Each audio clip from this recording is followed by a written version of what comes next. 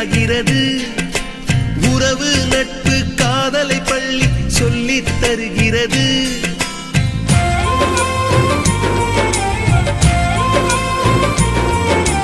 உயிரும் உடலும் கருவறைக்குள்ளே உற்பத்தியாகிறது. உறவு நட்பு காதலை பள்ளி சொல்லித் தருகிறது. தலைக்கு மேலே வளர்ந்தால் கூட தாய்க்கு நீ பிள்ளைதான். எத்தனை பெரிய மனிதனானாலும் பள்ளிக்கு நீ மாணவன்தான். உன்னை சுமந்த பள்ளிக்கூடம் கேட்பாரற்று கிடக்கிறதே. உந்தன் வரவை எதிர்பார்த்து ஊருக்குள் தனியாய் நிற்கிறதே. மீண்டும் பள்ளிக்கு போகலாம்.